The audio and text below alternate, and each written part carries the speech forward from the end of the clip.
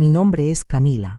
Y hay una noche específica que cambió mi vida para siempre. Fue el 3 de diciembre de 2025 edición, una fecha que jamás olvidaré, porque esa noche tomé la decisión más desesperada de mi existencia. Pero también fue la noche que me llevó al amanecer más hermoso que he vivido. Era una noche que creía sería mi última, pero se convirtió en la primera noche del resto de mi vida. Tengo 28 años, soy peruana, y desde hace 5 años vivo en Madrid trabajando como traductora freelance. Domino 4 idiomas y trabajo desde casa traduciendo documentos legales y literarios. Desde afuera, mi vida parecía perfecta, independencia económica, viviendo en una de las ciudades más hermosas de Europa, con una profesión que me permitía flexibilidad y crecimiento. Pero por dentro, llevaba cargando un dolor que había comenzado en mi infancia y que había infectado cada área de mi vida. Un dolor tan profundo que esa noche de diciembre, sentada en el piso de mi apartamento en Malasaña, con un frasco de pastillas en las manos, llegué a la conclusión de que ya no tenía sentido seguir viviendo. Para entender cómo llegué a ese punto, necesito contarte sobre mi infancia. Cuando tenía 6 años, mi madre, Carmen, abandonó a mi padre y a mí sin explicaciones. Simplemente un día no estaba. Mi padre, devastado por el abandono, se refugió en el trabajo y en el alcohol, dejándome emocionalmente huérfana. 2 años después, mi padre conoció a Elena, quien se convirtió en mi madrastra. Elena tenía una hija de mi edad, Sofía, y desde el primer día estableció una dinámica tóxica en la casa. Elena favorecía abiertamente a su hija biológica, y yo me convertí en el recordatorio constante de la primera familia fallida de mi padre. Si has vivido trauma de infancia, suscríbete a Fábrica de Mundos para más historias que sanan. Los castigos de Elena eran desproporcionados y crueles. Cuando me portaba mal me obligaba a arrodillarme en arroz crudo durante horas. Me gritaba que era igualita a mi madre inútil, que era una carga para mi padre. Me decía que mi padre solo me aguantaba por lástima, que si pudiera elegir me habría enviado con mi madre. Mi padre, consumido por su propia depresión y alcoholismo, nunca me defendió. Cuando yo le contaba lo que pasaba, él decía que Elena solo trataba de educarme y que yo era muy sensible. Aprendí que quejarme solo empeoraba las cosas. Durante mi adolescencia, la situación se volvió insostenible. Elena descubrió que yo tenía novio y organizó una humillación pública, llamando a mi padre al trabajo para decirle que yo era una cualquiera como mi madre. Esa noche, mi padre me gritó por primera vez en mi vida, diciéndome que estaba decepcionado de mí. Esa fue la noche que decidí que nunca más le daría poder a nadie sobre mis emociones. Construí muros tan altos que ni yo misma sabía cómo derribarlos. A los 18 años, me vine a Madrid con una beca para estudiar traducción. Pensé que el cambio geográfico curaría todas mis heridas, pero el dolor viajó conmigo en cada maleta. Durante estos 10 años en Madrid, he tenido una serie de relaciones tóxicas que han replicado exactamente los patrones de mi infancia. Mi primera relación seria fue con Andrés, un hombre mayor que me prometía estabilidad, pero que terminó siendo emocionalmente abusivo. Durante 3 años, me hizo creer que yo era demasiado complicada, demasiado sensible, demasiado dañada. Andrés tenía una habilidad especial para hacerme sentir pequeña. Criticaba mi trabajo, mi apariencia, mi manera de hablar. Me decía que tenía suerte de que él me aguantara con todos mis problemas. Cuando terminamos, me convenció de que yo era la culpable de todos nuestros problemas. Dale like si has sentido que el problema siempre eres tú en las relaciones. Mi segunda relación fue con Miguel, un artista que parecía entender mi dolor, pero Miguel tenía sus propios demonios,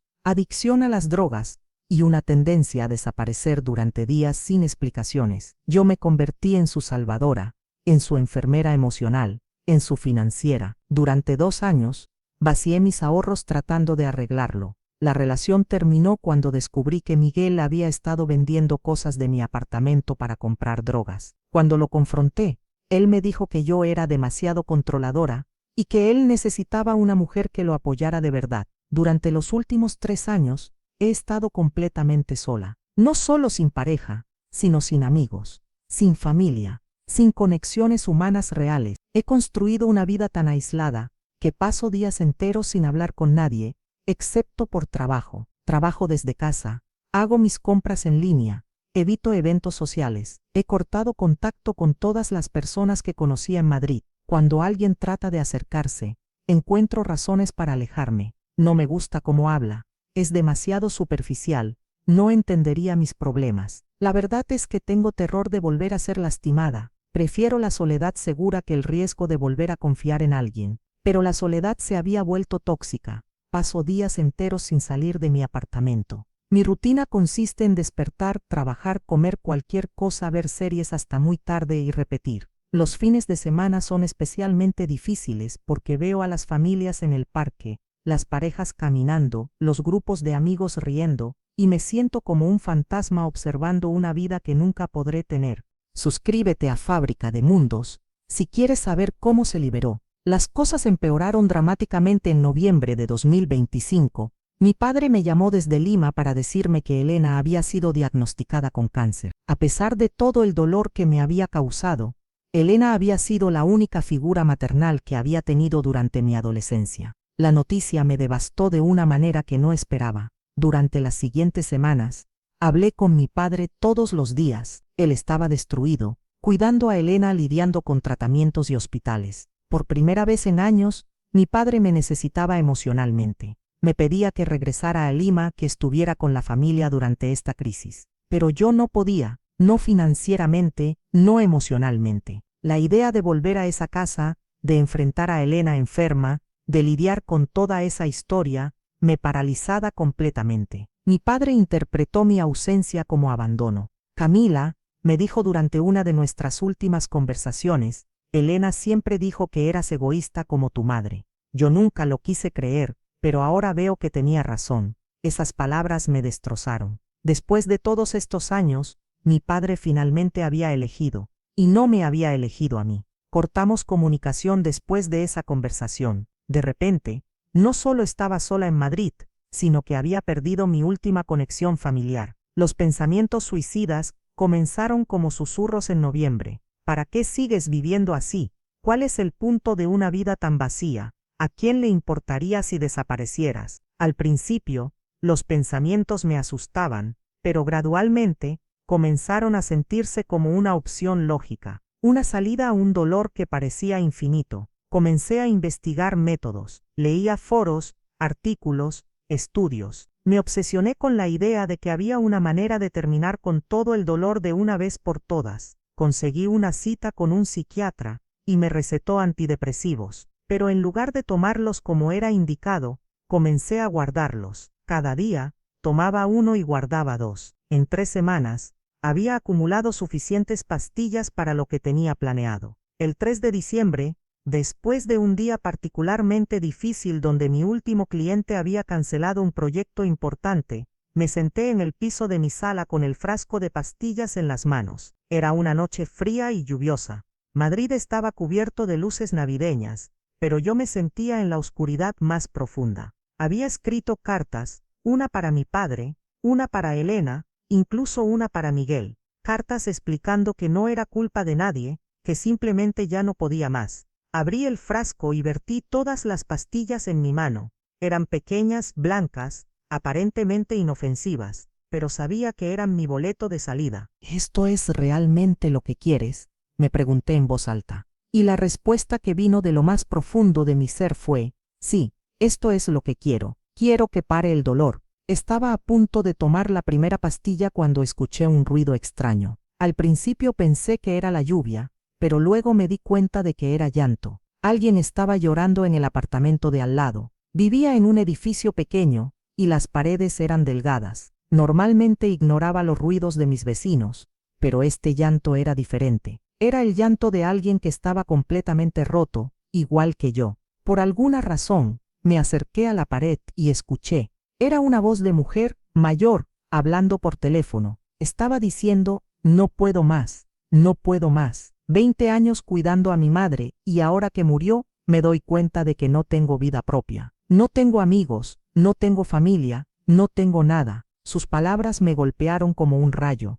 Aquí estaba otra persona, al otro lado de la pared, experimentando exactamente la misma desesperanza que yo. Si esta historia te está tocando el corazón, suscríbete a Fábrica de Mundos. En ese momento, algo cambió en mi perspectiva. me di cuenta de que mi dolor, aunque se sentía único e insoportable, no era exclusivo mío. Había otras personas, probablemente millones, sintiendo exactamente lo mismo que yo en ese momento. Guardé las pastillas y me acerqué más a la pared. Mi vecina continuaba llorando, pero ahora estaba hablando con alguien que aparentemente la estaba consolando. ¿De verdad crees que puedo empezar de nuevo a los 55 años? Preguntaba. ¿De verdad crees que no es demasiado tarde para mí? La respuesta que escuché del otro lado del teléfono no la pude oír, pero sí la escuché reír por primera vez, una risa pequeña, pero genuina. Me quedé ahí durante horas, escuchando a esta mujer procesar su dolor y gradualmente encontrar pequeños rayos de esperanza. Cuando finalmente terminó su llamada, ya era de madrugada. Me senté en mi cama, y por primera vez en meses, no sentí que estaba completamente sola. Había una persona a metros de distancia que entendía exactamente lo que era vivir con dolor profundo. Pero más importante, había escuchado a alguien decidir vivir, decidir que no era demasiado tarde para empezar de nuevo. Esa noche no dormí, me quedé despierta pensando en todo lo que había escuchado, pensando en el hecho de que a los 28 años, yo tenía décadas de vida por delante, pensando en que tal vez mi dolor no era una sentencia de muerte, sino una oportunidad para algo diferente. Cuando salió el sol, me sentí diferente, no curada, no completamente esperanzada, pero sí diferente. Era como si algo dentro de mí hubiera despertado después de años de estar dormido.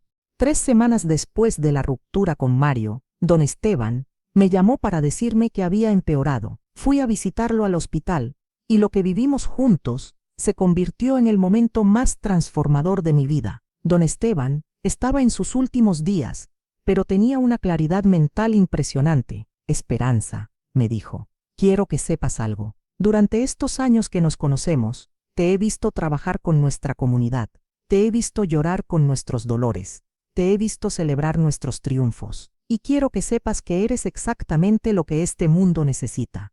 Mira, continuó, yo voy a morir pronto, pero no tengo miedo. ¿Sabes por qué? Porque sé que hay personas como tú en este mundo, personas que se preocupan de verdad, que sienten de verdad, que luchan de verdad. El mundo necesita más personas como tú, no menos. Sus palabras me hicieron llorar, pero no de tristeza, sino de una comprensión profunda. Don Esteban me estaba dando el regalo más grande que alguien me había dado, la validación de que ser quien soy no era demasiado, sino exactamente suficiente. Esperanza, me dijo en lo que sería una de nuestras últimas conversaciones. Yo he vivido mucho, he visto mucha gente, y te puedo decir que las personas que cambian el mundo, las que realmente importan, son aquellas que otros consideran demasiado algo, demasiado apasionadas, demasiado comprometidas, demasiado sensibles. Pero esas personas son las que hacen la diferencia. Don Esteban murió 3 días después, rodeado de la familia que había logrado traer a Estados Unidos con mi ayuda. En su funeral, conocí a su nieta, una joven que había estudiado Derecho, gracias a una beca que habíamos conseguido en el centro comunitario. Esperanza, me dijo, mi abuelo me habló mucho de ti. Me dijo que tú le habías enseñado que había gente buena en este mundo, que había personas que se preocupaban por otros sin esperar nada a cambio. Gracias a ti, mi abuelo murió en paz. En ese momento, mientras escuchaba estas palabras, tuve la revelación más poderosa de mi vida. No era que fuera demasiado intensa o demasiado emocional. Era que había estado buscando validación en las personas equivocadas. Había estado tratando de ser amada por hombres que no podían ver mi valor,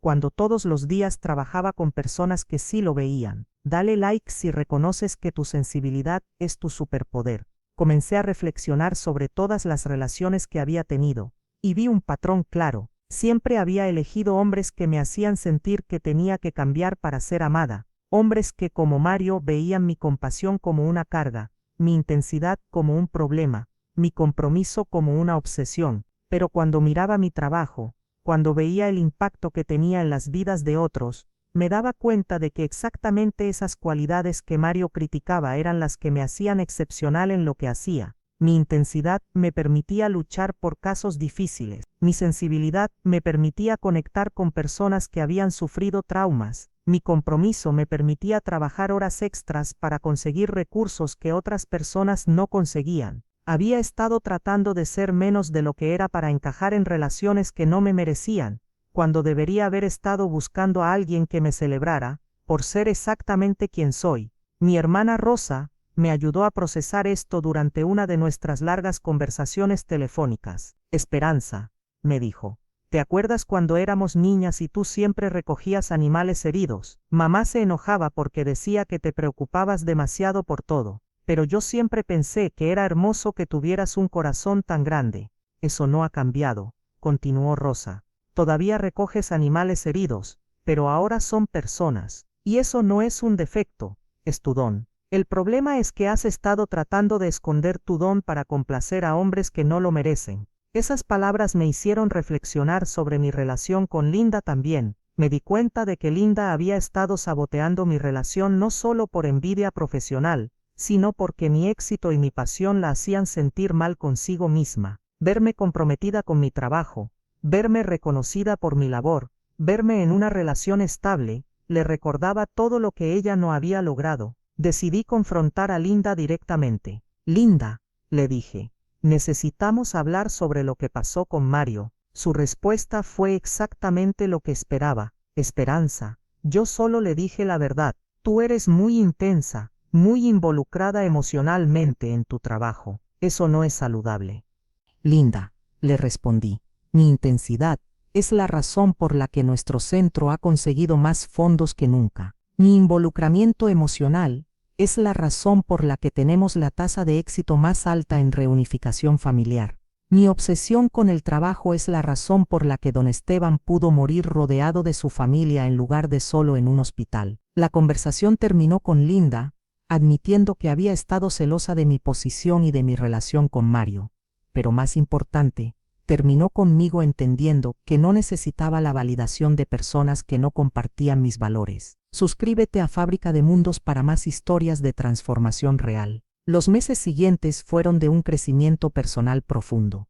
Comencé a ver mi trabajo no como una obsesión, sino como una misión. Empecé a entender que mi sensibilidad no era una debilidad, sino mi mayor fortaleza. Comprendí que mi intensidad no era un problema, sino mi motor para cambiar vidas. También comencé a trabajar en mi miedo al abandono. Entendí que mi padre no se había ido porque yo no fuera suficiente, sino porque él no era capaz de amar incondicionalmente. Su abandono no era un reflejo de mi valor, sino de sus propias limitaciones. Con esta nueva comprensión, comencé a atraer personas diferentes a mi vida. Conocí a otros trabajadores sociales que compartían mi pasión. Comencé a salir con hombres que valoraban mi compromiso social en lugar de criticarlo. Empecé a rodearme de personas que me celebraban por ser exactamente quien soy. 6 meses después de la ruptura con Mario, me invitaron a dar una conferencia sobre trabajo social comunitario en una universidad local. Mientras hablaba sobre nuestros programas, sobre las familias que habíamos ayudado, sobre el impacto que habíamos tenido en la comunidad, me di cuenta de algo hermoso. Estaba hablando con una pasión y una convicción que nunca había tenido cuando trataba de ser menos de lo que era. Después de la conferencia, un profesor se acercó a mí. Esperanza, me dijo, en mis 20 años de academia, raramente he visto a alguien hablar con tanta pasión auténtica sobre su trabajo. Es evidente que esto no es solo lo que haces, sino quién eres. Sus palabras me llenaron de una satisfacción que ninguna relación romántica me había dado, porque finalmente entendí que mi propósito no era ser amada por ser menos de lo que soy, sino ser celebrada por ser exactamente quien soy. Un año después, mientras organizaba nuestro evento benéfico anual, reflexioné sobre todo lo que había cambiado. El mismo evento que el año anterior había sido arruinado por la ruptura con Mario, ahora se había convertido en una celebración de lo que yo era capaz de lograr cuando no me limitaba. Habíamos conseguido más fondos que nunca. Habíamos ayudado a más familias que nunca. Habíamos implementado nuevos programas que estaban cambiando vidas. Y todo esto había sido posible porque yo había dejado de tratar de ser menos intensa, menos comprometida, menos apasionada. Esa noche, después del evento, mientras limpiaba el salón con nuestros voluntarios, me di cuenta de algo hermoso. Estaba rodeada de personas que me valoraban por ser exactamente quien soy. Voluntarios que admiraban mi dedicación, colegas que respetaban mi experiencia, beneficiarios que agradecían mi compromiso. María, la mujer salvadoreña que había conocido el año anterior, se acercó a mí con sus 2 hijos. Esperanza, me dijo, Mi hijo mayor acaba de graduarse de la preparatoria. Va a ser el primero en nuestra familia en ir a la universidad. Esto es gracias a ti, a tu intensidad, a tu compromiso, a todo lo que ese hombre no pudo ver. En ese momento, entendí que la frase que me había destrozado "eres demasiado para mí", había sido en realidad un regalo, porque me había obligado a enfrentar mi miedo al abandono, mi necesidad de validación externa, mi tendencia a hacerme pequeña para ser amada. Hoy, 2 años después, puedo decir que aquella noche cuando Mario me dijo que era demasiado para él, fue el momento más liberador de mi vida, porque me enseñó que no necesito ser menos de lo que soy para ser amada, que las personas correctas me amarán por ser exactamente quien soy, no a pesar de ello. Aprendí que mi intensidad es mi superpoder, que mi sensibilidad es mi fortaleza, que mi compromiso es mi valor, y que cualquier persona que me pida ser menos de lo que soy, simplemente no merece estar en mi vida. Mi trabajo sigue siendo mi pasión. Sigo ayudando a familias, sigo luchando por justicia social, sigo siendo demasiado involucrada emocionalmente. Pero ahora entiendo que eso no es un defecto, es mi don al mundo. Y sobre el amor romántico, he aprendido que llegará cuando tenga que llegar. Pero mientras tanto, estoy rodeada de amor, el amor de las familias que ayudo, el amor de los niños que abrazo, el amor de las personas mayores que acompaño, el amor de mi hermana Rosa que siempre creyó en mí. Si estás viviendo algo parecido, quiero que sepas que no eres demasiado nada, eres exactamente lo que este mundo necesita. Tu sensibilidad, tu pasión, tu compromiso, todo lo que otros critican como demasiado, son exactamente las cualidades que te hacen especial. No te hagas pequeña para que otros se sientan cómodos. No escondas tu luz, para que otros no se sientan opacados. No seas menos de lo que eres para ser amada por las personas equivocadas. Las personas correctas te amarán por ser exactamente quien eres. Te celebrarán por tu intensidad, admirarán tu compromiso, valorarán tu sensibilidad. Y hasta que esas personas lleguen, ámate a ti misma por ser exactamente quien eres. La frase que me destrozó, "eres demasiado para mí", me enseñó la lección más hermosa de mi vida, que ser demasiado para las personas equivocadas significa ser exactamente suficiente para las personas correctas, y que el amor que más vale la pena conquistar es el amor hacia una misma, sin disculpas, sin limitaciones, sin tratar de ser menos de lo que somos, porque al final del día, no necesitamos a alguien que nos tolere, necesitamos a alguien que nos celebre. Y mientras esperamos a esa persona, podemos celebrarnos a nosotras mismas por ser exactamente quienes somos, suficientes, valiosas, y nunca demasiado para los corazones que nos merecen.